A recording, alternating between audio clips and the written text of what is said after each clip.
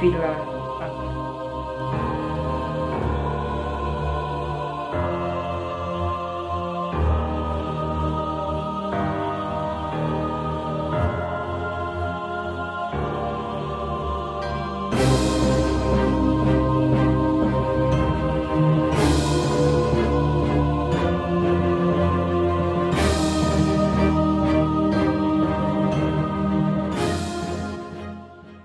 Yuk, kembali lagi bersama saya di MFRSK Channel.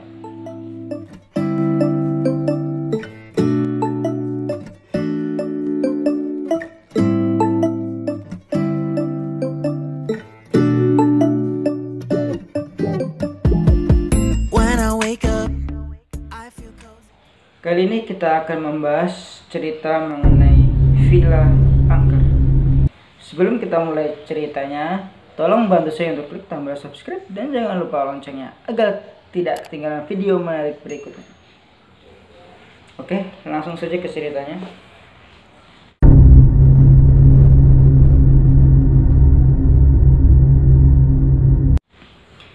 Cerita ini bermula dari sekelompok mahasiswa yang ditugaskan oleh kampusnya untuk melaksanakan KKN di desa tertentu atau di sebuah desa. Nah, ketika mahasiswa KKN itu pergi ke desa tersebut, saya tidak mau menyebutkan desanya.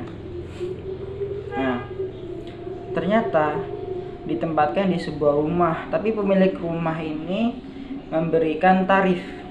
Semisal sekali makan 30.000 untuk semua orang selama 3 bulan, karena kami KKN 3 bulan. Kami pun berpikir 30.000 itu cukup besar. Kalau 3 bulan berarti cukup menguras dompet. Kami pun mengusulkan ke kampus agar bermusyawarah kepada kepala desa. Kemudian kepala desa pun mengusulkan untuk menempati villa di atas tanjakan lah, dekat tanjakan. Kami pun bergegas pindah ke sana untuk mengecek lokasi tersebut. Sesampainya di sana, kami pun mengecek villa tersebut. Ternyata villa itu ditempati oleh satu orang pemilik, tapi dia bukan pemilik asli.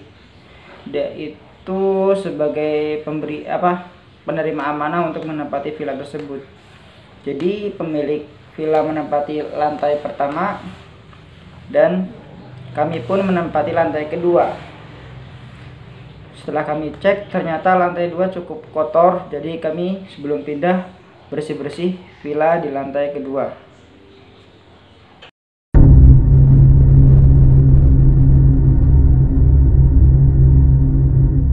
Setelah kami selesai beres-beres di lantai 2, kami pun bergegas untuk mengambil barang-barang kami dan bersiap pindah ke villa tersebut. Kami berjumlah 8 orang dengan 3 laki-laki dan 5 wanita. Setelah kami di sana, kami pun melakukan kegiatan selayaknya mahasiswa KKN, yaitu mengabdi kepada masyarakat desa tersebut.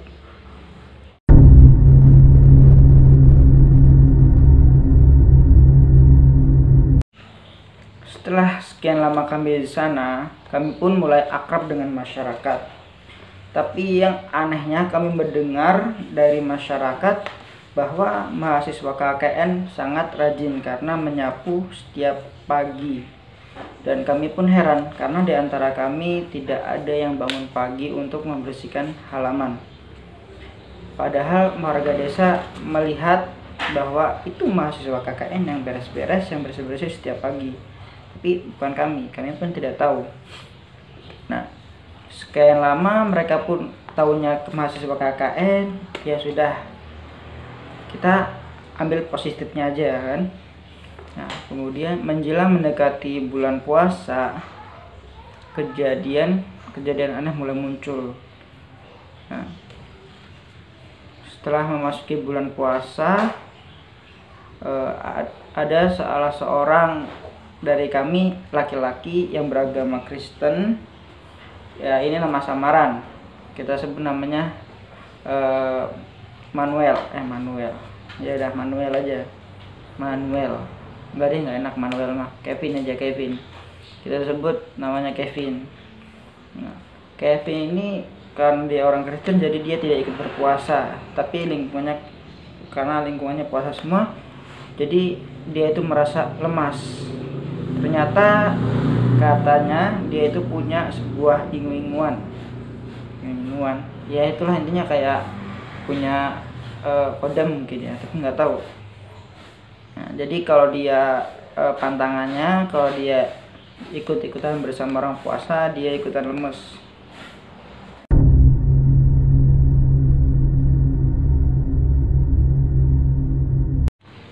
Setelah beberapa hari puasa, ternyata ada gangguan-gangguan yang mengganggu Kevin.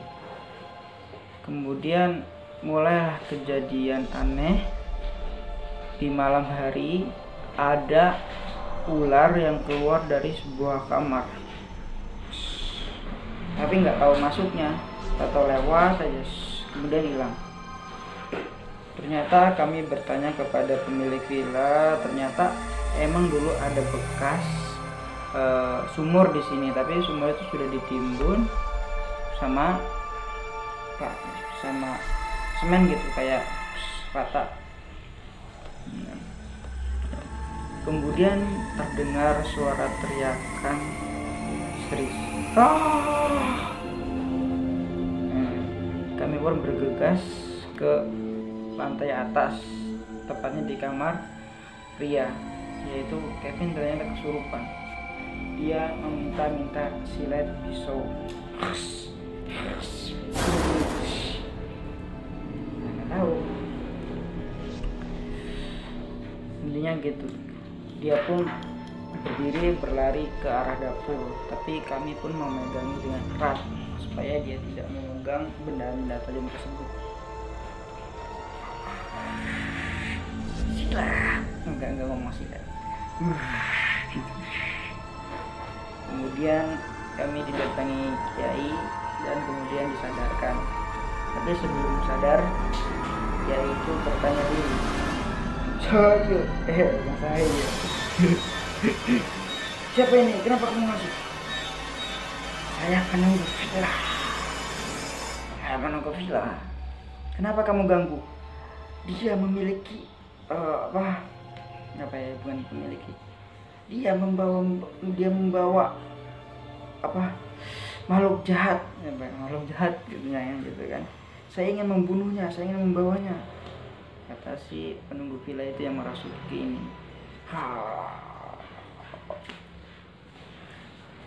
Gitu. Kemudian disadarin sama Ustadz, pergi dia. Kemudian ternyata dia kesurupan setiap malam, dan ketika itu yang saya heran, dia sudah membawa silet. Ketika malam Selasa tahu-tahu dia kesurupan, tapi yang dia heran, dia telah memegang silet di sayanya tubuhnya. Kami pun yang mengetahui banyak darah, kami pun langsung memegang dia, membuang siletnya, dan kemudian menyadarkannya. Ya tentunya kami memanggil Ustadz karena kami tidak bisa. Kemudian dapat usulan dari Ustadz bahwa si Kevin ini harus dipindahkan ke rumahnya atau dipindah kemana gitu. Ternyata dipindah ke rumah kepala desa yang rumahnya cukup jauh dari villa tersebut. Setelah dipindahkan ke villa tersebut, tidak ada kejadian aneh. Si Kevin pun tidak kesurupan lagi.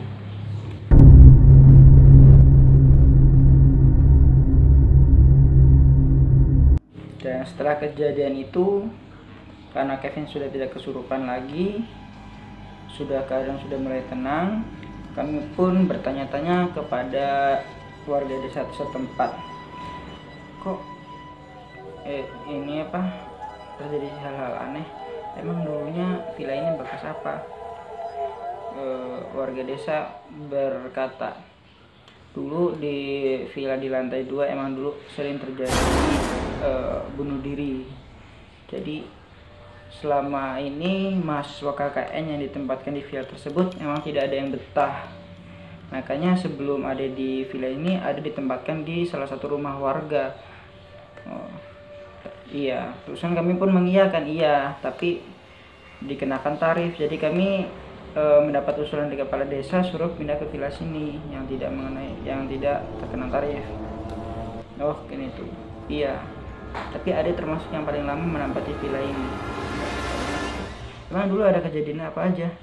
Bunuh diri, perampokan, pemerkosaan ya, macam-macam katanya. Terusan emang sebelum villa itu emang ada tanjakan kan deh? Iya. Di situ sering ada kejadian mobil nanjak, tahu macet. Di situ ada ular gitu kan di itunya, tapi mau dilepas tahu hilang gitu kan. Terusan kalau terjadi kecelakaan pasti yang kecelakaan itu pasti meninggal dunia. Itu juga kami tidak tahu kenapa. Intinya setiap kecelakaan pasti korbannya meninggal dunia. Jadi wajar kalau terjadi cukup angker di sini.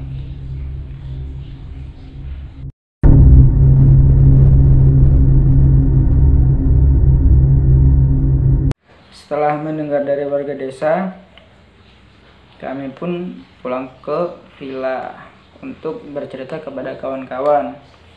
Namun di situ ketika menjelang waktu maghrib, pemilik villanya ternyata kesurupannya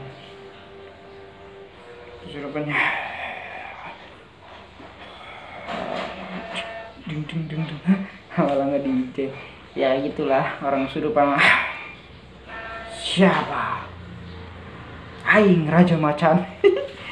bukan gitu bercanda. Intinya pemilik villanya kesurupan ya karena mungkin terasa terganggu. Jadi kami pun memanggil ya ahli di bidangnya.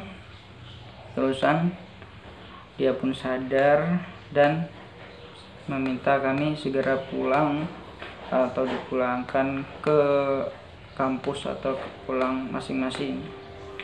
Jadi setelah kejadian itu 2 hari kemudian kami pun pulang ke rumah masing-masing. Tapi yang aneh emang di pemilik villanya, tapi nggak tahu apa emang pemilik villanya itu penganut ataupun tidak tahu. Intinya selama kami 3 bulan di sana sebelum puasa kami aman-aman aja, tapi ada hal aneh di pemilik villanya.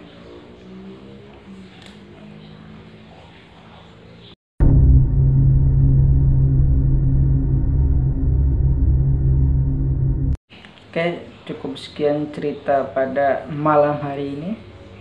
Jangan lupa saran dan usul sama aja. Jangan lupa subscribe, like, dan komennya, dan saran terhadap video ini agar video ini terus berkembang. Terima kasih. Salam dari MFS Channel.